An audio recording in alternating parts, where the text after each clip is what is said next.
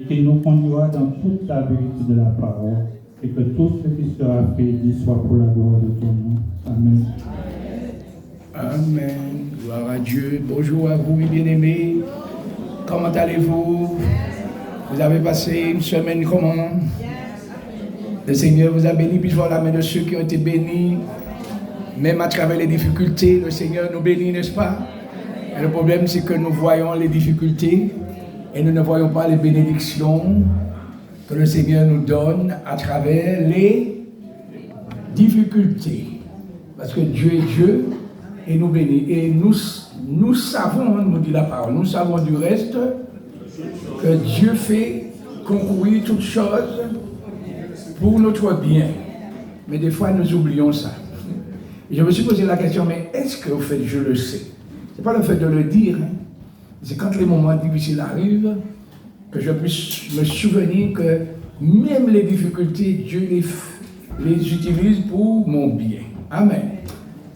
Alors ce message que j'ai à partager avec vous ce matin, j'aurais pu demander à ce que ça soit fait avant la Sainte Seine, mais je n'ai pas voulu vous intimider. J'ai dit on va laisser ça se faire comme ça, et puis après on va méditer.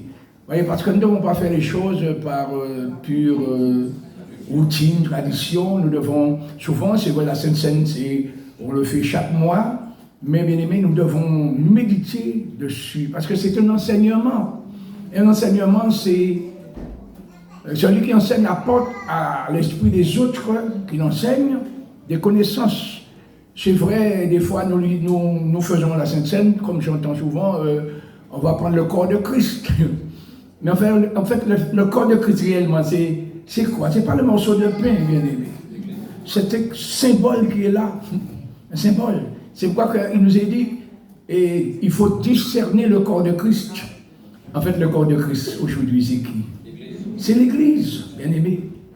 Alors, mais je ne parlerai pas seulement de la Sainte Seine, je parlerai de deux institutions que le Seigneur a institué, deux symboles que le Seigneur a institués, c'est-à-dire a établis dans son Église. Vous savez que l'Église n'appartient pas aux hommes. L'Église appartient à Jésus-Christ. C'est pourquoi que dans la théologie catholique, on dit que le chef de l'Église, c'est le pape. Mais la Bible nous dit que le chef de l'Église, c'est Jésus. Voilà. Alors, bien entendu, je comprends bien que le chef de l'Église catholique romaine, c'est le pape. Mais le chef de l'Église catholique apostolique, c'est Jésus. Pourquoi je mets catholique? Parce que catholique veut dire universel. C'est ça simplement. Alors, quand quelqu'un me dit, moi je suis catholique, moi je dis, moi aussi, hein. Je suis catholique parce que j'appartiens à l'Église universelle. Mais je reconnais Jésus-Christ comme étant le chef de cette Église, pas un homme. Amen. Parce que Jésus a dit, je bâtirai mon Église et les portes du séjour des morts ne prévaudront point contre elle. Souvent j'entends beaucoup de personnes qui disent, l'Église est malade. Je comprends ça. Mais en réalité, l'Église que Jésus-Christ bâtit n'est pas malade. C'est ce que nous appelons l'Église qui est malade. Mais Jésus est celui qui donne la vie. Voilà. Vous savez que dans un arbre, il peut y avoir des branches attachées au tronc. D'ailleurs, il y a un enseignement que Jésus a apporté à ce niveau-là. Et on voit que ces branches-là, qui sont attachées au tronc, à l'arbre, font partie de l'arbre. Mais il y a un problème, c'est que ces branches-là sont sèches. Pourquoi? Parce qu'à un moment donné, elles ont cessé de s'alimenter de la sève du tronc. Donc, ces branches-là ne portent pas du fruit. Et le Seigneur dit que ces branches-là seront coupées. Bien aimés, veillons à ce que vous et moi ne soyons pas des branches sèches. Alors, il faut se rappeler que les branches sèches n'étaient pas toujours sèches. Au départ, elles étaient des branches vivantes. Mais pour une raison quelconque, la vie que communique le tronc par la sève aux branches a été interrompue. Voilà. Ça, il nous faut faire attention, c'est un symbole. Alors, bien entendu, nous allons voir quelques textes Parce que moi, quand je prêche la parole, je veux appuyer la parole que j'enseigne sur les Écritures. Et comme je l'ai dit, je le répète pour vous, si vous n'aviez pas entendu que j'avais dit ça déjà, que dorénavant, plus que je vais annoncer l'Évangile, plus mes messages seront christocentriques, centrés sur Christ. Parce que Christ, c'est le fondement de toutes choses. Même, j'ai composé pas mal de chansons, mais toutes mes chansons sont christocentriques. Parce qu'aujourd'hui, on chante, comment dire, on compose, on fait des choses, mais on met Dieu à l'écart, ou bien Jésus.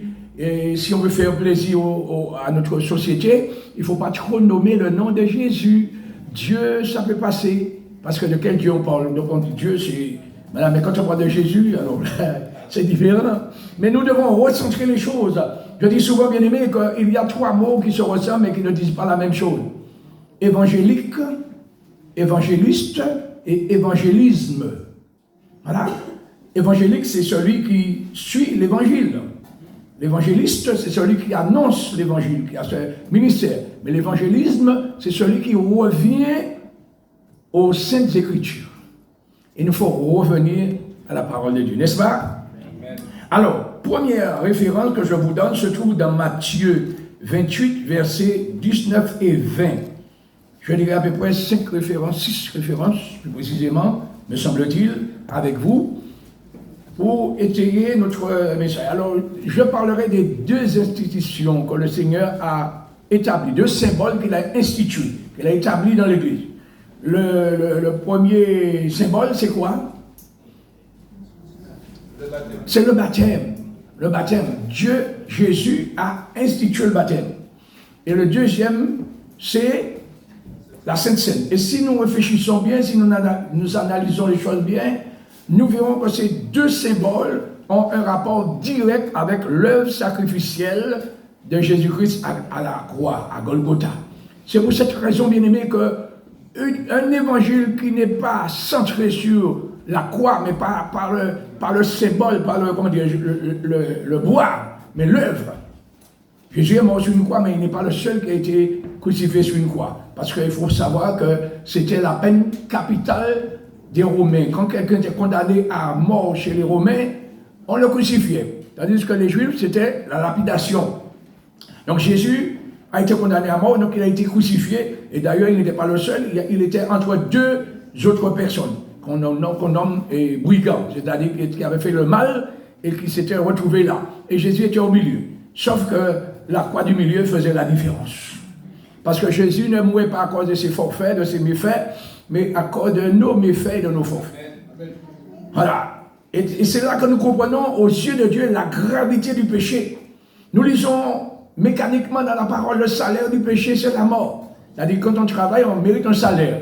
Quand on pêche, le salaire du péché, c'est la mort. Mais la mort, selon Dieu, c'est en 3 dimensions. Et c'est ça le péché. Le péché emmène la mort spirituelle. Et si on ne traite pas seulement cette mort spirituelle, c'est-à-dire être séparé de Dieu de notre vivant, ça va nous conduire à la mort physique.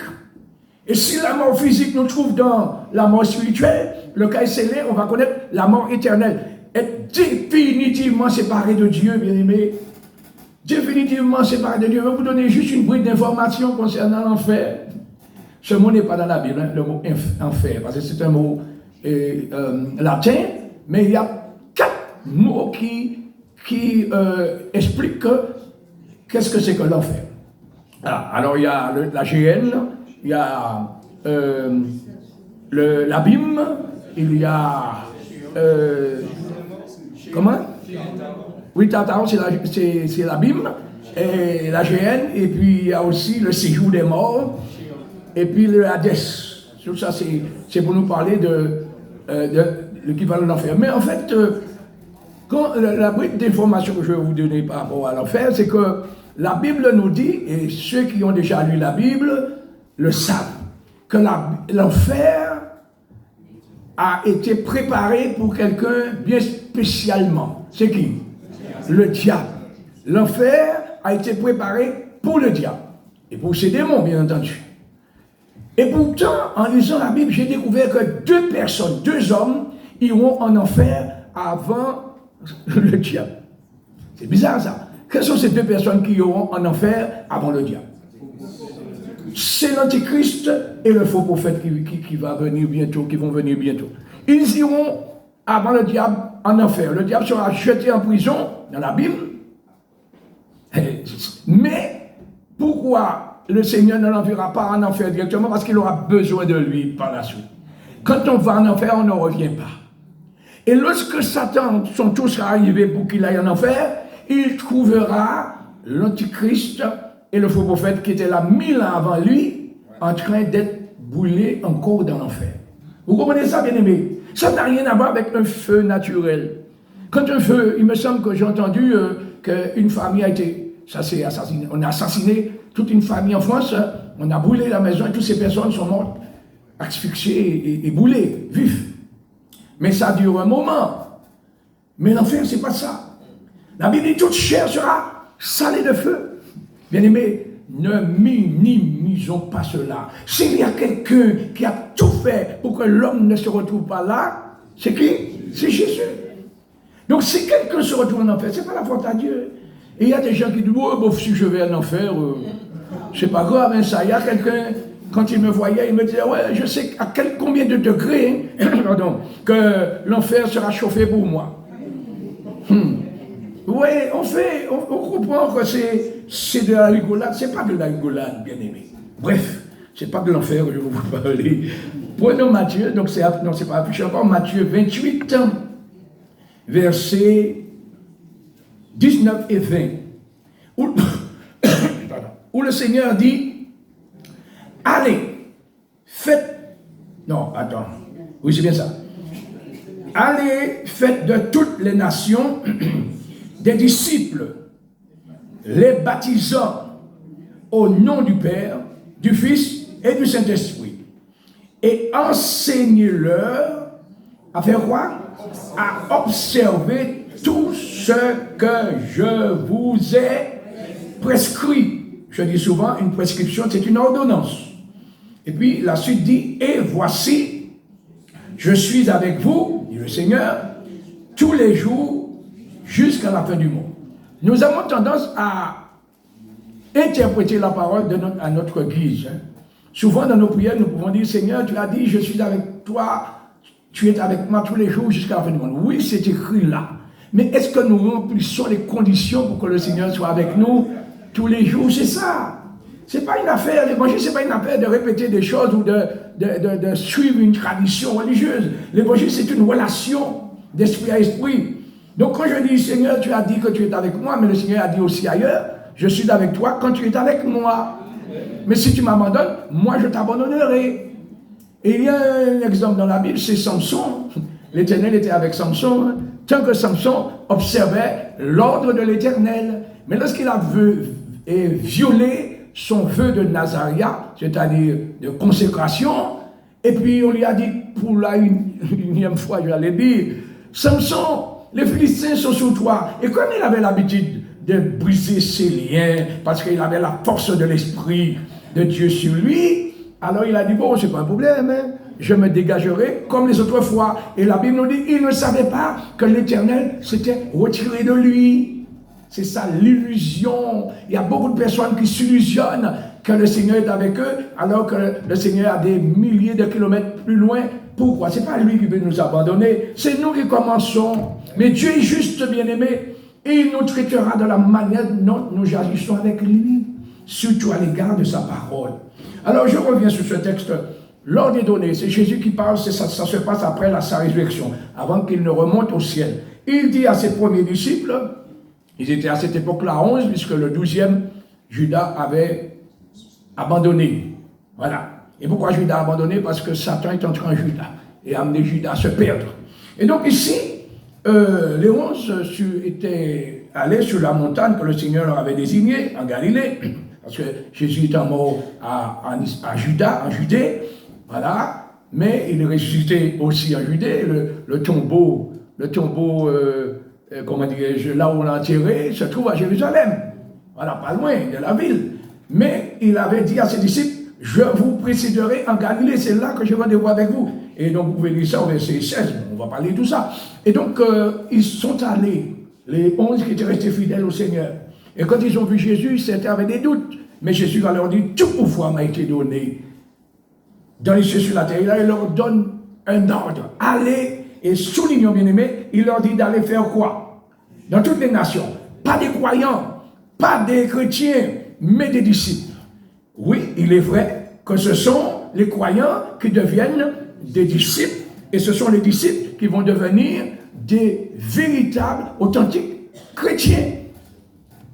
Voyez, parce que la finalité de cette étape de fonctionnement, de croissance, c'est de devenir chrétien. Mais chrétien parle dans le sens du mot je suis chrétien, comme beaucoup de personnes le disent. Et d'ailleurs, c'est un mot qui n'est pas très fréquent dans la Bible. 3 fois seulement qu'on va trouver le mot chrétien dans la Bible. Mais disciple, c'est à plusieurs endroits. Pourquoi? Parce que si on n'a pas suivi l'école de disciples, on ne sera pas un chrétien accompli. La Bible dit tout disciple accompli sera comme son maître. Et chrétien veut dire petit Christ ou encore comme Christ. C'est pourquoi il y a des problèmes dans la vie de beaucoup de personnes qui se disent chrétiennes et qui ne le sont pas. Leur attitude, leur fonctionnement démontre le contraire. Pourquoi? Parce qu'on ne peut pas exercer une profession pour laquelle plutôt, que nous n'avons pas été formés. Donc tout croyant doit devenir automatiquement des disciples. Mais c'est pas, je dis automatiquement, il faut qu'on le veuille. Oui, nous mettons nos enfants à l'école, mais vous savez, il y a des enfants qui ne veulent pas aller à l'école. Et même si on ne les oblige à aller, puisqu'ils sont petits, il est sous notre autorité, mais parce que ce n'est pas leur vision, qu'est-ce qu'ils font à l'école? Ils n'apprennent rien. C'est pas vrai ça?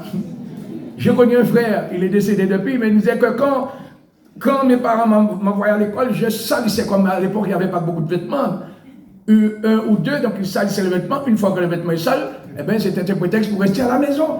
Et il n'a rien appris. Voilà. Après, quand il est devenu très grand, eh bien, il a trouvé que c'était une erreur. Et ça va. Oui, c'est une question de volonté, bien-aimé. C'est une question de volonté. Et avec le Seigneur, notre volonté compte beaucoup. Jésus dit, si quelqu'un veut, à n'importe quel moment, on peut dire, non, je ne veux plus. Et le Seigneur ne va pas obliger. Vous voyez, ça, c'est ça. Par contre, le diable, que tu le veuilles ou pas, il s'impose. Mais Dieu, qui a tout pouvoir, propose, mais il n'impose rien.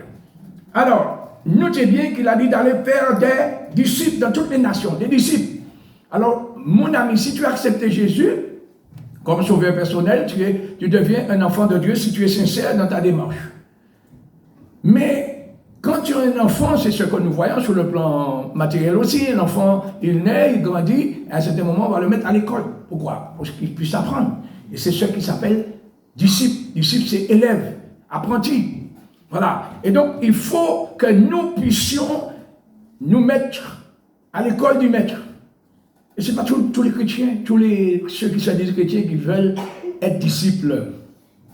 Parce que si on est disciple, on apprend non seulement à connaître le Seigneur pour faire sa volonté, mais pour lui obéir et pour le servir. Ce serait absurde qu'on a fait toutes sortes de formations. Alors il y a des gens qui ont fait des formations et qui n'ont pas trouvé de travail. Mais ce n'est pas de leur faute. Mais quand tu as toutes les formations et que tu ne veux pas travailler, pose-toi la question, mais à quoi bon tu t'es fatigué à faire toutes ces formations si au départ tu n'as pas voulu travailler? Donc nous comprenons, bien aimés, tout est relativement, c'est-à-dire sans chaîne, sans boîte. Alors, il est dit, faites des disciples, baptisez-les. Vous voyez, c'est un ordre. Baptisez. Et il y a des personnes qui disent qu'ils ont accepté Jésus et qui ne veulent pas se faire baptiser. C'est grave ça. Voilà. Et pourquoi? Parce qu'on n'est pas disciple de Jésus. Le disciple, c'est celui qui reconnaît en Jésus son maître. Et le maître donne une prescription. Le mot prescription, on peut le traduire aussi en un autre mot qui s'appelle ordonnance. Quand on va chez un médecin, il nous donne une ordonnance, ou bien une prescription, c'est la même chose. On l'emmène à la pharmacie. Mais s'il y a un médicament dans l'ordonnance, ou sur l'ordonnance que nous ne voulons pas, nous allons demander à la pharmacie de changer pour nous, elle ne va pas le faire. Le pharmacien ou la pharmacienne n'est pas habilité pour modifier l'ordonnance. C'est le médecin qui doit intervenir pour modifier l'ordonnance. Une ordonnance, c'est un ordre, et un ordre, ça s'exécute, ça ne se discute pas. Vous comprenez ça? Et lorsque quelqu'un dit, oui, mais j'ai été baptisé déjà, pourquoi il faut que je me voie? Oui, parce que la Bible dit qu'il y a un seul baptême, mais lorsque on t'a baptisé bébé là, est-ce que tu as pris un engagement? Et tu es conscient? Est-ce que c'est toi qui avais demandé de le faire? Non, on t'a emmené là, mais ce n'est pas ce que la Bible enseigne. Dans la Bible, je mets au défi quiconque de me trouver un verset où il y a un enfant qu'on a amené au baptême. Non. Ceux qui sont venus, ça a commencé, le baptême a commencé par Jean. Jean, on l'appelait le Baptiste, c'était un titre, parce qu'il baptisait, mais il a été envoyé par Dieu pour faire ça. Et un jour, on a voulu piéger Jésus, et Jésus a posé la question. Dites-moi, oui, vous me dites, par quelle autorité que je fais ce que je fais là? Mais dites-moi, le baptême de Jean venait-il du ciel ou des hommes? Et il posait cette question à des érudits, des docteurs de la loi, des scribes, des pharisiens, des gens qui étaient versés dans la connaissance de la loi de Moïse. C'était des hommes extrêmement religieux. Et comme Jésus n'avait pas étudié la loi, alors ils pensaient que c'était facile pour eux de piéger Jésus. Parce que lorsque nous lisons la Bible, nous trouvons des questions captieuses, des questions pièges qu'on posait à Jésus. Et Jésus a dit, je vais vous répondre, mais répondez-moi d'abord. Je vous pose la question. Ils ont réfléchi.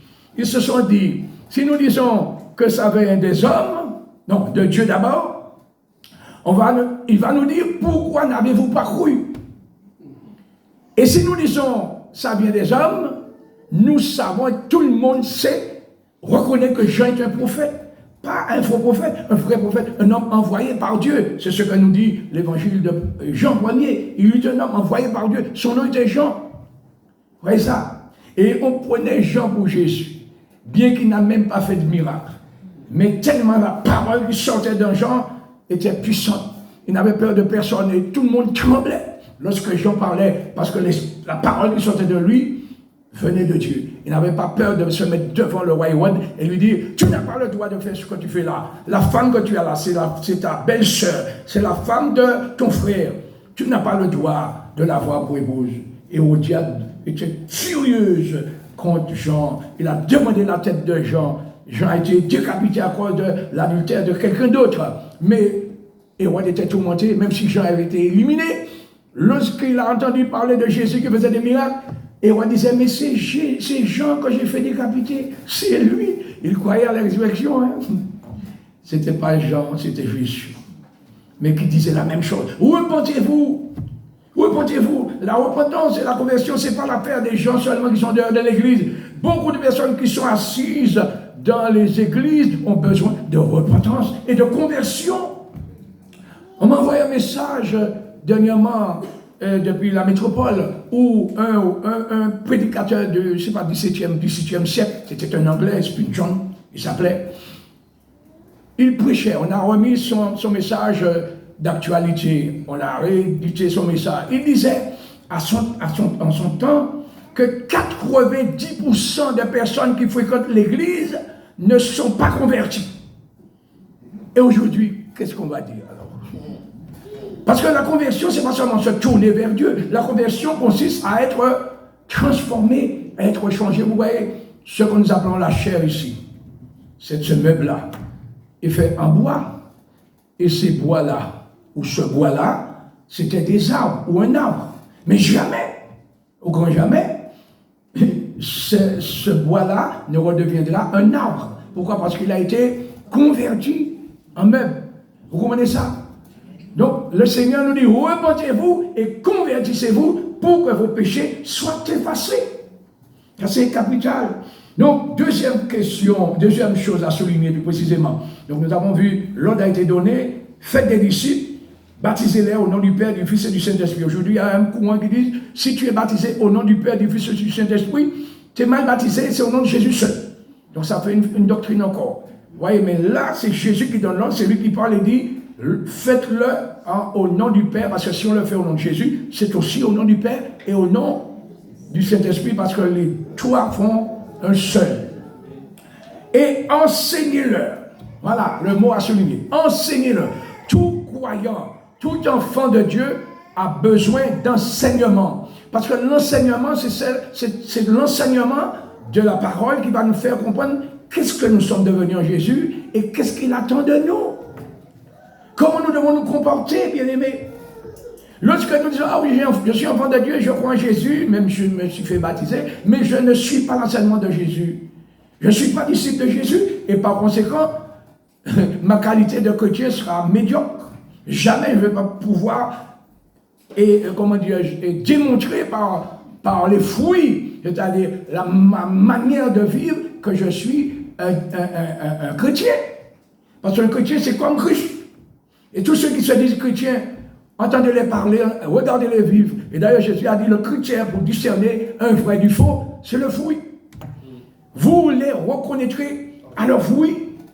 Parce que Jésus a martelé ça, parce que j'étudie les mots. Jésus a insisté sur ça. Il a dit, un bon arbre ne peut pas porter de mauvais fruits. Ni un mauvais arbre porter de bons fruits. Et comment se fait-il que nous sommes alternatifs? Tantôt nous portons du bon fruit, non, le Seigneur dit plus loin, c'est Jacques qui dit ça, une même source ne peut pas faire couler deux eaux à la fois. L'eau amère ou encore l'eau salée, l'eau salée et puis l'eau douce. Voilà. Donc ici, il y a ce verset-là. Deuxième verset qu'on va voir, qui est son équivalent, c'est dans Marc, chapitre 16, verset 15. Vous voyez, il y a quand même un détail, un supplément qui est donné dans Marc que Matthieu n'a pas donné. Donc c'est pourquoi que je vous montre ce verset aussi. Verset 15. Puis il leur dit, c'est le même jour que ça s'est produit, il leur dit, allez par tout le monde et prêchez. Voilà, le détail c'est prêcher la bonne nouvelle. Donc nous pouvons comprendre que faire des disciples, c'est en prêchant la bonne nouvelle. Et notre frère Alphonse nous disait, je dis ici la bonne nouvelle. Je ne connais pas l'anglais, mais je sais que bonne nouvelle veut dire good news. Bonne nouvelle. Alors, à toute la création, quelle bonne nouvelle? La bonne nouvelle, c'est que Jésus s'est donné pour nous sauver. Jésus, c'est le seul moyen pour pouvoir un jour prétendre entrer dans le ciel. Si tu n'as pas Jésus, tu ne pourras pas. Parce qu'il dit qu'il est la porte. Et il n'y a pas deux portes, il y a une seule. Donc si tu ne passes pas par Jésus, tu n'entreras pas dans son royaume. Alors, à toute la création, vous voyez, ce n'est pas une affaire des Antilles ou encore de l'Europe, c'est toute la création, l'univers entier. Celui qui croira, vous voyez, la bonne nouvelle est prêchée, mais celui, c'est au singulier, celui qui croira. Donc, là, on a la possibilité de croire ou de ne pas croire, libre à nous. Hein. Mais celui qui croira, puisqu'il croit au message qu'il a reçu, il croit à ce que le message lui dit, donc il croit le message, donc il fait ce que le message lui dit. Celui qui croira sera baptisé et sera sauvé. Mais celui qui ne croit pas sera condamné. Mais quelqu'un dit, ah oui, mais j'ai cru, je me suis fait baptiser, mais voilà, je suis sauvé. Oui, comme je disais ici, je viens de dire, il y a, crois au Seigneur Jésus, tu seras sauvé. Oui et non. Oui, si tu meurs tout de suite. Voilà, c'est simple d'être sauvé, il suffit de croire. Mais si tu dois rester 10 ans, 20 ans en vie physiquement, tu constateras que ce n'est pas seulement croire au Seigneur Jésus, tu seras sauvé. Il faut grandir, il faut se développer des racines spirituelles par rapport à notre foi pour ne pas perdre la vie que le ciel nous a donnée. Et même dans la nature, nous voyons ça, parce que quand on plante un arbre, ça peut pousser dans un premier temps assez bien, parce que la terre est fraîche, la pluie tombe, et puis quand la sécheresse arrive, ou bien le cyclone arrive, cet arbre-là meurt, déraciné. Voilà, vous voyez, la vie peut commencer puis s'arrêter. Et pour qu'un arbre puisse tenir jusqu'au bout, il faut qu'il ait des racines, mais pas seulement des racines. Je parlais avec, je vois son épouse ici, Jean-Pierre, en parlant je lui disais que je vais faire une greffe, et il pensait que je lui parlais de marcotte. J'ai dit non, la marcotte, c'est quand tu prends une branche, et puis tu l'épluches, tu mets de la terre, ça fait de la racine, tu coupes après, tu plantes. Ça pousse, ça produit, mais ces arbres-là n'ont pas une durée indéterminée. Vous savez pourquoi? Parce que cet arbre-là pousse des racines en surface. Comme c'est coupé, il n'y a pas de pivot. C'est pourquoi que, voilà, moi je sais, j'ai fait ça. Mais la greffe, c'est différent. C'est une branche qu'on va planter sur une jeune, on va greffer, pardon, sur une jeune plante. Mais cette jeune plante-là va pousser, vous allez observer la nature. Une plante, quelle que soit la plante, ça pousse une première racine. Et cette première racine, si c'est un arbre qui va monter, va grandir, va aller monter très haut, eh bien cette racine va descendre très fond dans la terre. Pourquoi? Parce que c'est le pivot. Et c'est ça, vous savez, je vous raconte cette histoire pour la unième fois. Dans le Ténéré, c'est le désert, il y avait un arbre qui avait poussé là. Cet arbre s'appelait un acacia. Et cet arbre maintenant n'existe plus dans le désert du Ténéré. Pourquoi? Parce qu'un jour, un chauffeur, mal intentionné, enfin je sais pas, accidentellement, il a heurté cet arbre et puis il l'a déraciné. Mais on n'a pas laissé cet arbre-là, cet acacia-là, on l'a amené. Si vous allez à Dakar, vous allez voir que cet arbre-là se trouve dans le musée de Dakar. Pourquoi? Parce qu'aucun arbre ne poussait dans ce désert. Et comment se fait-il que cet arbre a pu pousser là et grandir, rester là? Et si on ne l'avait pas déraciné, il serait encore là. Donc il y a eu des hommes, des chercheurs, et des scientifiques qui ont voulu savoir le secret de cet arbre. Ils ont creusé là où l'arbre était planté. Et à 30 mètres de profondeur, ils ont trouvé un lit de rivière.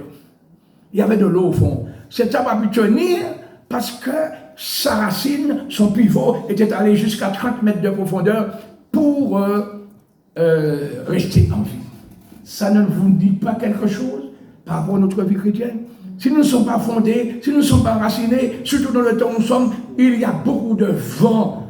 Quand je parle de vent, des choses qui vont venir pour nous ébranler, déraciner et nous faire mourir spirituellement. C'est pourquoi quand Jésus a dit, c'est celui qui persévérera jusqu'à la fin qui sera sauvé. Vous voyez? Donc celui qui croira et qui se fera baptiser sera sauvé. Alors je vais continuer.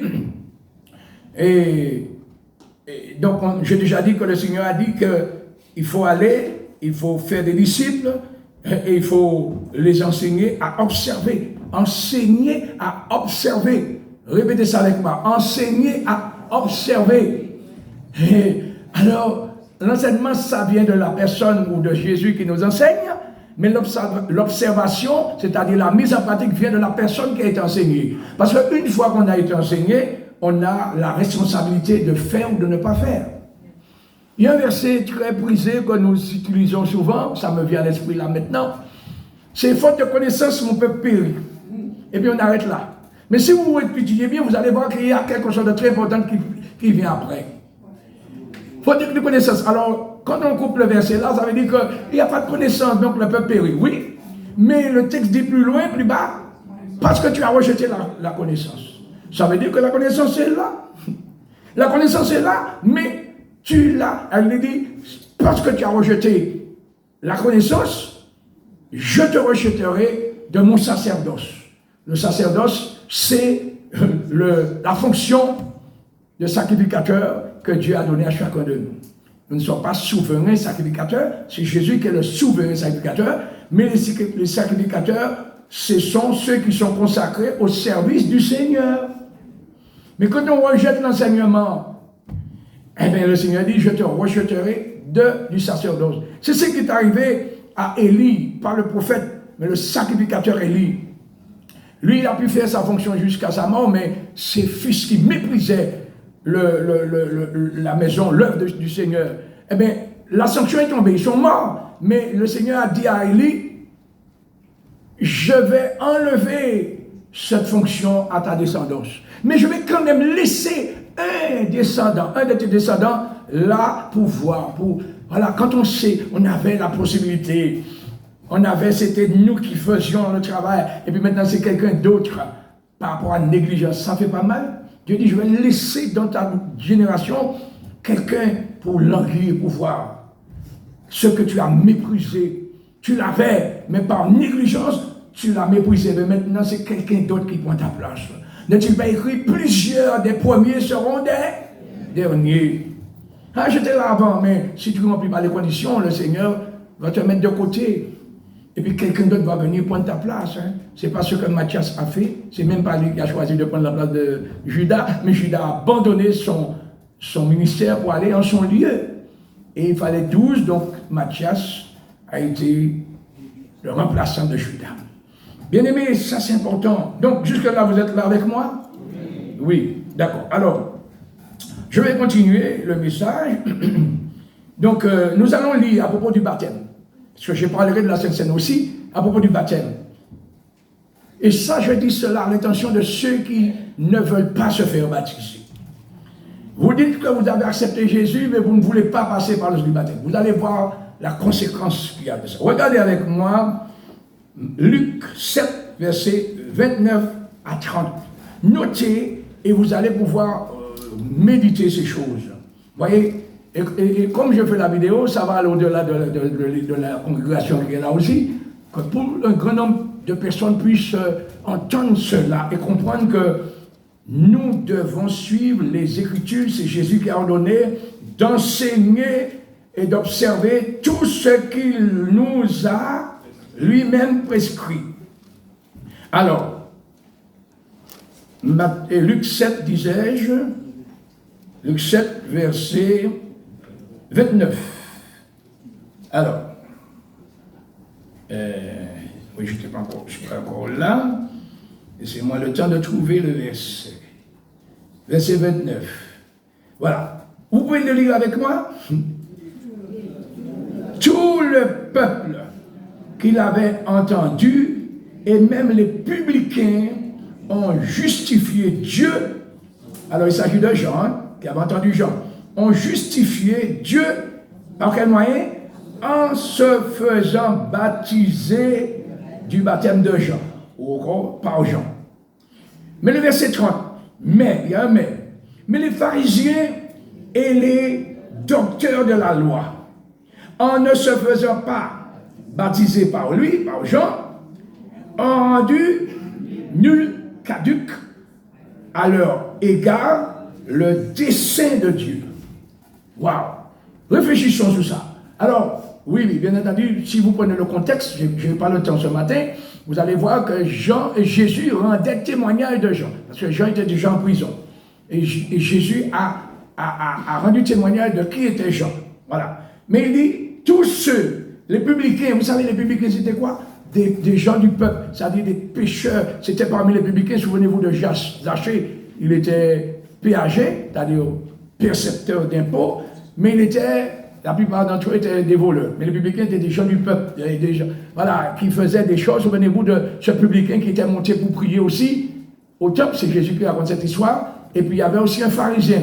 Le pharisien savait prier. Vous trouvez ça, cette histoire dans Luc 18. Ah, il disait, Père, je te loue de ce que je ne suis pas comme les restes des hommes. Ah, je jeûne 2 fois par semaine, je donne la dîme de tous mes revenus. Ça veut dire que je suis super bien, super cool à tes yeux. Tandis que le publicain, conscient de ses péchés, n'osant même pas lever la tête vers le ciel, mais il frappait sa poitrine en disant, « Oh Dieu, sois apaisé envers moi qui suis un pécheur. » Et Jésus d'ajouter, je vous le dis en vérité, celui-ci, ce publicain-là, il est descendu dans sa maison justifié, ça veut dire exaucé, tandis que l'autre pas. Parce que Dieu ne regarde pas aux apparences, mais il nous regarde au cœur. Souvent, je regarde certaines personnes qui me disent, moi, je ne sais pas prier. Je dis, moi non plus, je ne sais pas prier. Parce que prier selon Dieu, ce n'est pas formuler des belles phrases. Vous dites, ah, il prie tellement bien que moi, j'ai même plus envie de prier après lui. Mais si ce qu'il dit là, est-ce que ça vient de son cœur? Dieu ne regarde pas l'apparence, il regarde au cœur, bien aimé. Et l'exemple est là, bibliquement parlant, je n'ai pas montré le verset, mais c'est dans Luc 18, vous allez trouver ça. À partir du verset 9, je crois. Et donc voilà, nous continuons le message. Donc ici, je veux marteler ce point capital. Mais au verset 30, mais les pharisiens, qui étaient les pharisiens? Des hommes extrêmement religieux, selon la loi de Moïse. C'est parmi les pharisiens qu'il y avait les docteurs de la loi. les scribes, c'était des hommes qui avaient pris le temps d'étudier la loi. Ils écrivaient bien souvent, des scribes écrivaient les textes, parce qu'il faut comprendre, à l'époque, il n'y avait pas de machine à écrire. Il fallait rédiger les textes et à force d'utiliser les parchemins, ça suffisait, il fallait recopier. Ensuite, ils étudiaient et ils enseignaient. Donc c'est pourquoi on les appelait docteurs de la loi en théologie, c'est-à-dire connaissant et ce que la loi enseigne.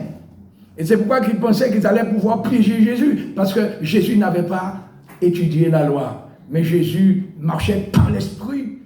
Et c'est ça, quand on marche par l'esprit, on est au-dessus de tout ce qui est humain. Alors bref, ici, ces hommes-là, ils ont la connaissance. Ils ont la connaissance, mais ils ne se font pas baptiser par Jean. Ils n'ont pas voulu.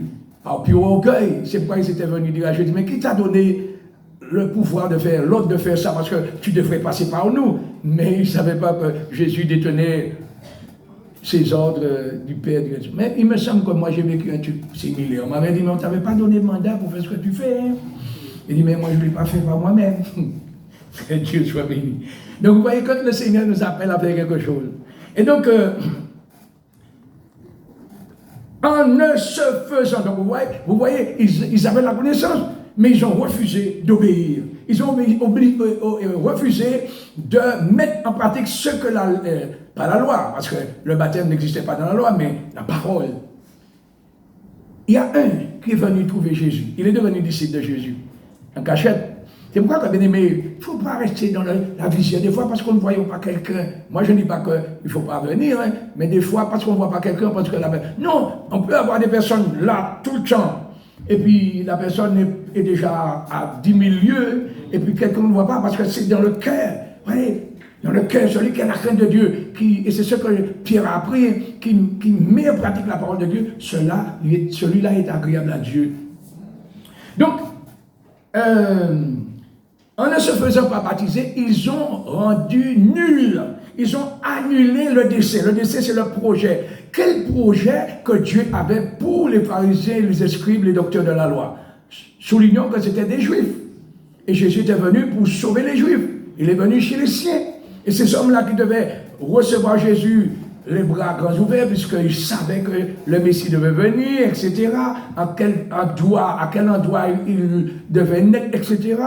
Et ils nous refusaient, en ne se faisant pas baptiser du baptême de Jean, et ils ont annulé. Donc la leçon, vous voyez que c'est les pharisiens seulement, vous et moi. Lorsque nous prenons la décision de ne pas obéir à ce que Dieu nous a prescrit, nous annulons, je me répète, nous annulons le dessein de Dieu à notre égard, le projet qu'il avait pour nous. Et ça, c'est répétitif dans la Bible. Hein. Je lis la parole. Dieu a pris le peuple d'Israël en Égypte.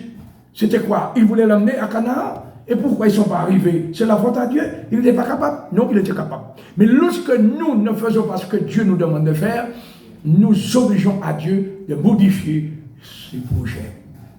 Et même d'annuler les projets. Vous voyez la responsabilité que nous avons, bien aimés? Il y a beaucoup de personnes qui pensent que c'est Dieu qui va faire tout pour nous. Non, ce que nous ne pouvons pas faire, Dieu va le faire pour nous.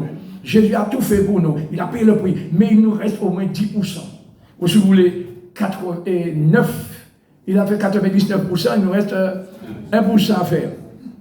Donc, c'est à nous de le faire. Et le fait de, le frère Jean-Michel nous dit ça souvent, quand il parle de croire, le mot, la langue française est très riche. Il y a croire, croître. Alors, mais ça peut être écrit à un moment donné par presque pareil, quoi. Mais ça parle de croître. Et croire en lui et le croire. C'est-à-dire, si je dis, par exemple, Nadia, qui est là-bas, là, et ton mari te demande là-bas, si tu me crois, tu te lèves et tu vas derrière, voir derrière la porte. Mais si tu ne me crois pas, tu restes tranquille. Donc c'est ça, croire quelqu'un, c'est croire Jésus, c'est faire ce qu'il nous dit de faire. Amen. Et ça, souvent on ne le fait pas. Donc je continue, donc ils ont annulé, vous voyez, pour le baptême, ils ont annulé le projet de Dieu. Alors mais pourquoi? Pourquoi le baptême? Alors le baptême a son importance et je voudrais vous montrer l'importance du baptême. Regardez avec moi dans Romains 6, à partir du verset 1er. C'est l'apôtre Paul qui enseigne cela. Pourquoi le fait de ne pas vouloir se faire baptiser annule, parce que celui qui croira se fera baptiser. Ne pas se faire volontairement baptiser annule le projet de Dieu à notre égard. L'apôtre Paul qui dit qu'il a reçu du Seigneur ce qu'il a enseigné, il dit ceci. Que dirions-nous donc? Ah non, je prends le verset 3 pour aller plus vite. Ignorez-vous, disait-il à ses contemporains, les Romains, que nous tous, donc il parlait à des gens qui avaient été déjà baptisés. Nous tous qui avons été baptisés en Jésus-Christ, c'est en sa mort que nous avons été baptisés. Nous avons donc été ensevelis avec lui par quel moyen? Par le baptême. Mais c'est un symbole qui est là, mais ça a tout son sens, en sa mort, afin que, comme Christ est ressuscité des morts, par la gloire du Père, de même nous aussi, après nous être fait baptiser, nous marchions en nouveauté de vie. Et toi qui t'es fait baptiser, puis tu continues à marcher dans l'ancienne vie là. Tu as pris un bain, tu n'as rien compris. Pourquoi? Parce que le baptême, ce n'est pas seulement un engagement, c'est une identification. S'identifier. Il a pris sur lui nos péchés à Golgotha, vous le savez, nous le savons. Et il nous a donné sa justice. Il a tout fait pour nous. Mais maintenant, lorsque nous croyons en lui, et l'engagement, le baptême, c'est l'engagement. Vous voyez, aujourd'hui, les gens ne veulent pas se marier. Pourquoi? Pourquoi ils ne veulent pas se marier? Parce qu'ils disent que le mariage ne tient pas longtemps. Quelqu'un avait dit 3 ans, mais maintenant c'est moins de 3 ans. Peut-être 2 ans, 1 an. Voilà. Alors, et quand on va vouloir se séparer, si on est marié, ça va poser tout plein de problèmes. Alors, vivons comme ça. Est-ce que c'est ce que la parole de Dieu dit? Que le mariage soit honoré de tous. Mais là, je ne parle pas du mariage avec un homme, je parle du mariage avec Dieu. Le baptême, c'est un mariage, un engagement de bonne conscience. Bien aimé, de bonne conscience. Et le Seigneur nous apprend, il nous enseigne que lorsque nous avons dit oui, c'est oui. Parce que lorsqu'il nous dit oui, c'est oui. Et en vérité, c'est ce que nous disons dans la Bible, mais en fait, Jésus disait Amen. Amen. Chaque fois que vous voyez en vérité, c'est Amen. Amen. Pourquoi 2 fois? Lorsque je dis Amen, j'attends que vous dites Amen, que vous êtes d'accord. Mais lorsque Jésus disait Amen, ça veut dire ainsi soit-il. C'est comme ça, ça y est. Et il le répète 2 fois. Ainsi soit-il. Amen. Amen. Nous l'avons dans notre traduction. En vérité, je vous le dis. Alors ici, il dit, je vais continuer un petit peu encore, verset... Nous marchons au niveau de vie. En effet, si, attention, le si a son importance. C'est sine qua non. C'est-à-dire, c'est absolu. C'est la condition absolue. Si nous sommes devenus une même plante avec lui, ça nous fait penser à quoi? À une greffe. Pas une marcotte. Une greffe.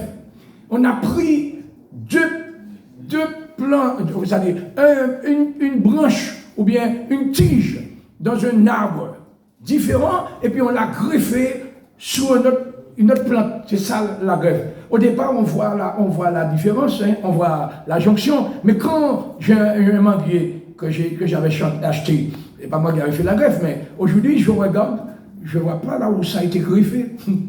Ça fait un seul arbre. Mon frère Michel le connaît, parce qu'il nettoie avec moi ce manguier.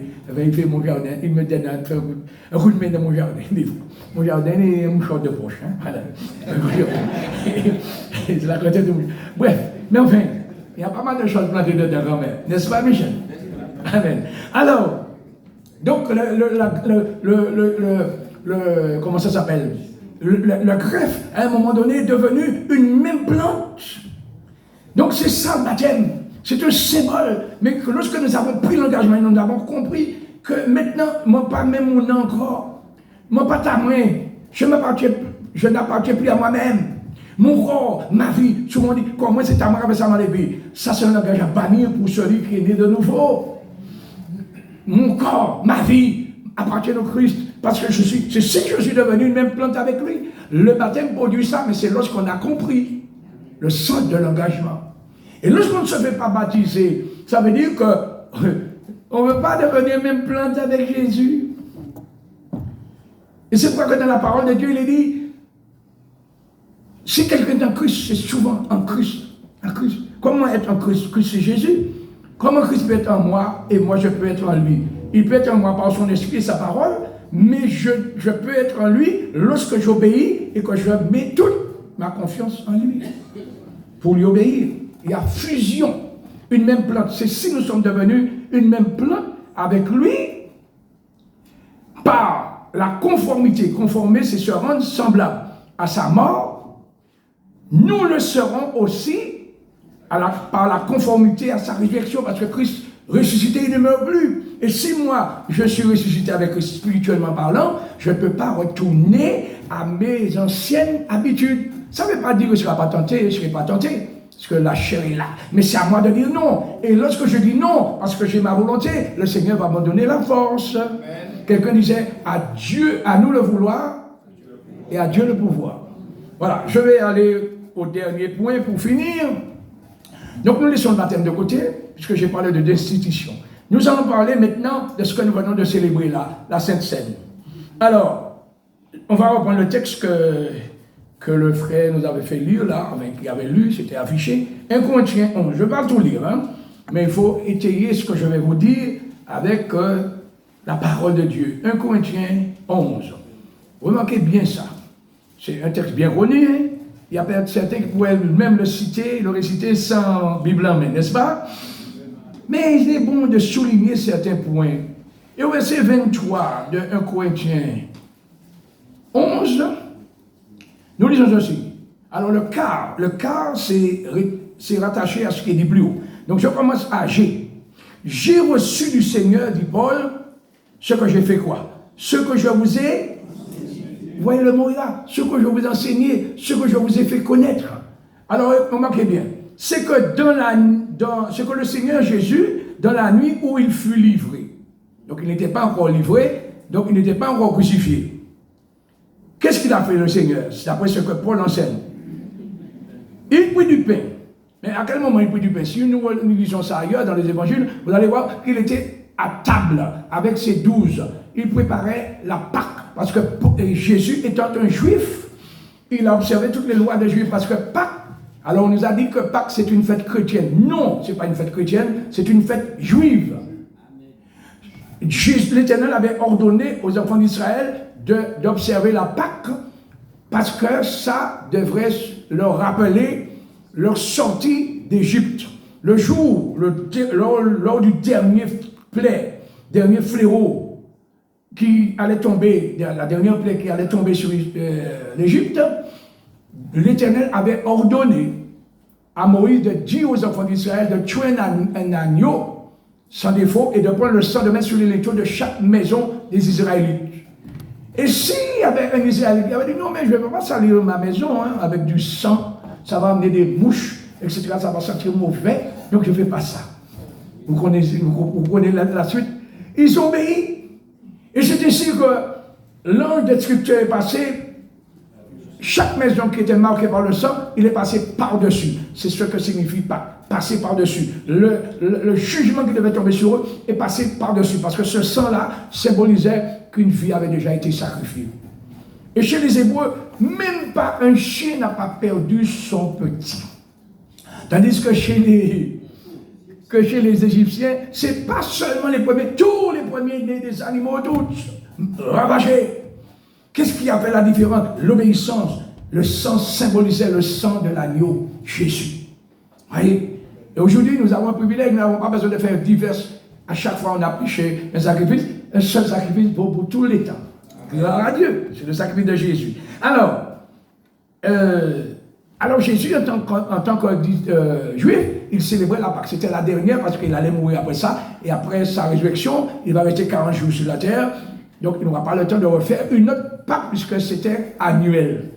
Donc il a fait la dernière. Mais pendant qu'il était à table, il prit du pain. Donc, et puis il dit ceci est mon corps. Vous voyez ça, il faut bien porter. Ceci est mon corps qui est rompu pour vous, mais n'est pas encore mort. Faites ceci en mémoire de moi. Mangez. Donc c'est pourquoi, bien aimés, nous devons être éclairés. Ce n'est pas le morceau de pain quand on mange, ce qu'on a mangé là, on a mangé le corps de Christ.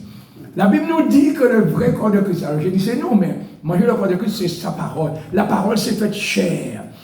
Jésus a dit un jour dans Jean 6, si quelqu'un ne mange pas ma chair et ne boit pas mon sang, il n'y a pas dit quelqu'un, si vous ne buvez, mangez pas ma chair, vous ne buvez pas mon sang, vous n'avez pas la vie en vous-même. Et les disciples, plusieurs d'entre eux, ont pris ça au premier degré. Au premier degré, comment peut-il nous donner sa chair à manger? Nous ne mangeons pas la chair humaine. Et ça a été pour eux un scandale. Et ils sont partis. Ils n'avaient rien compris. Mais la Bible, et Jésus a dit ailleurs, l'homme ne vit pas seulement de pain, mais de toute parole qui sort de la bouche de Dieu. La parole s'est faite chair. Manger le corps de Christ véritablement, c'est se nourrir de la parole de Dieu. Mais là, cette scène, c'est un symbole. Et le morceau que nous tenons dans notre main là, symbolise le corps de Christ, mais symbolise moi dans le corps de Christ. Moi dans le corps de Christ. Donc si je prends cette scène et puis je ne suis pas en règle, je suis, m'a parlé ouais tête fouette là, m'a pas d'accord avec là, et je dis que je suis dans le corps. Je participe au sang. Le sang c'est la vie. Voilà. Donc on prend un jugement contre soi-même. C'est ça. Bon. J'arrête tout ça, je continue. Prenons le texte. Ici, il est dit, j'ai reçu du Seigneur ce que je vous ai enseigné. C'est que dans la nuit où Jésus fut livré, il prit du pain, voilà, et après avoir rendu grâce, il le rompit et dit, ceci est mon corps. Ceci représente mon corps. Bon, c'est écrit, ceci est mon corps. Mais vous voyez, manger, quand ils ont mangé, qu'est-ce qu'ils ont mangé là? Ils n'ont pas mangé le corps de Christ, puisque Christ était bien vivant. Et c'est lui qui leur a donné le pain. Vous comprenez ça?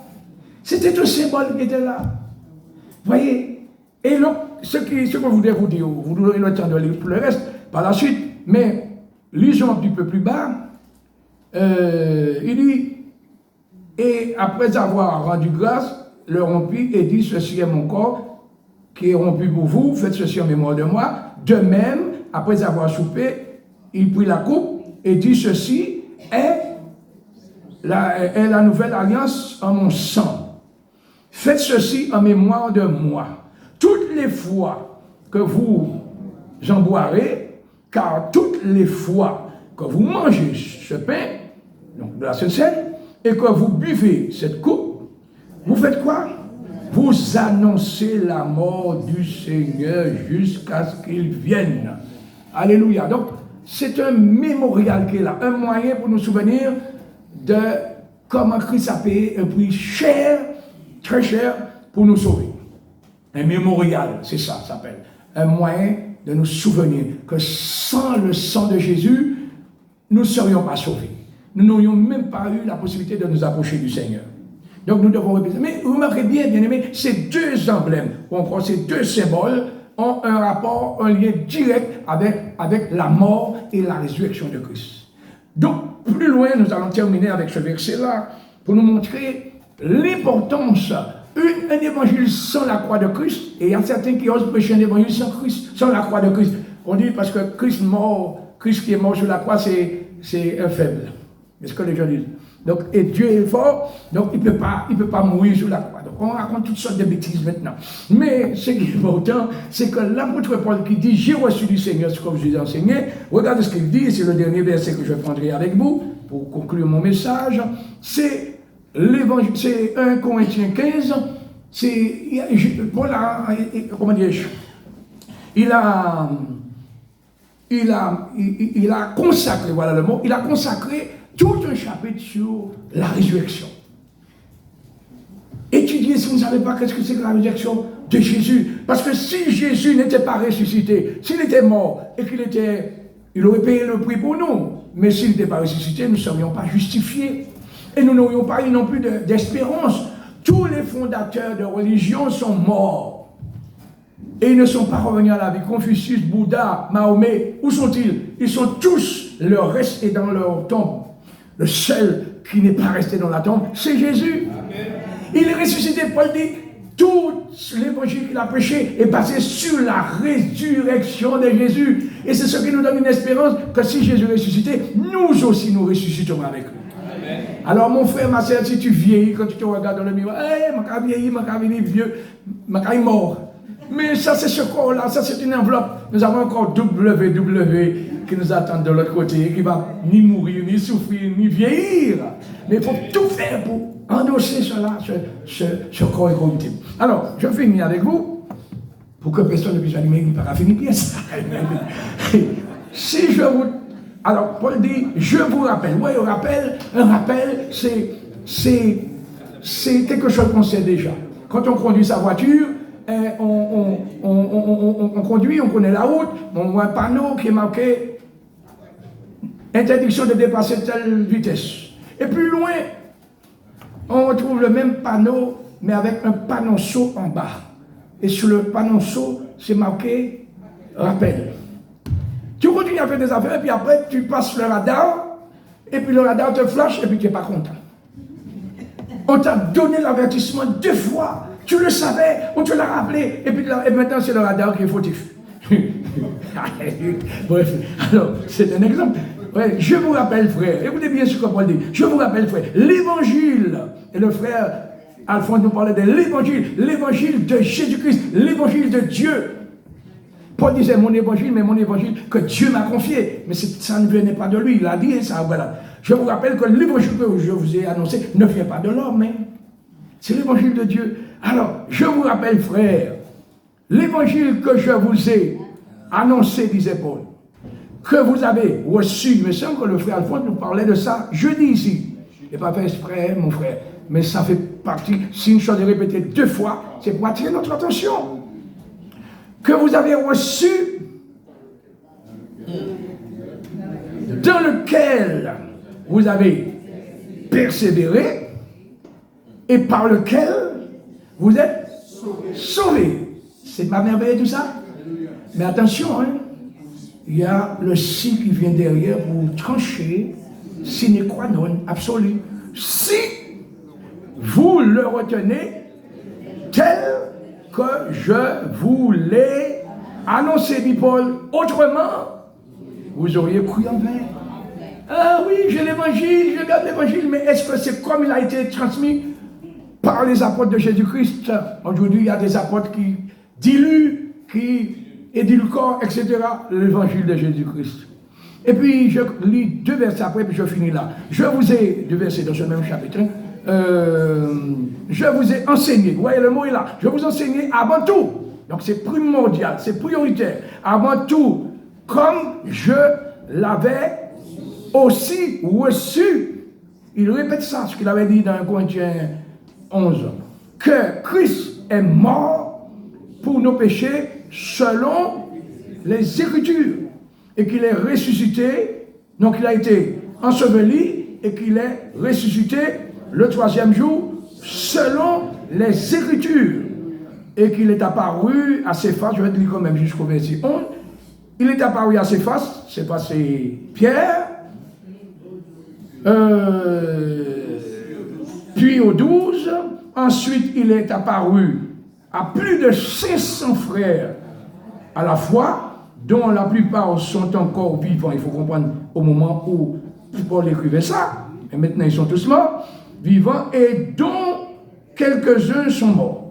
Ensuite, il est apparu à Jacques, puis à tous les apôtres.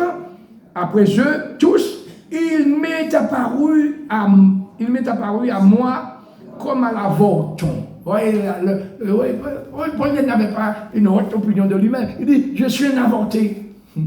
Et pourtant, écoutez ce qu'il dit par la suite. Car je suis le moindre des apôtres.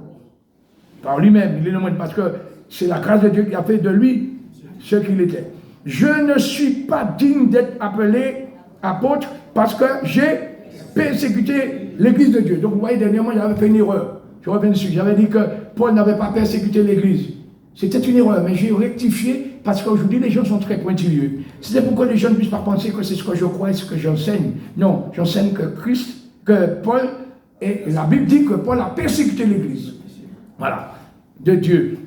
Parce que il dit, par la grâce de Dieu, je suis ce que je suis.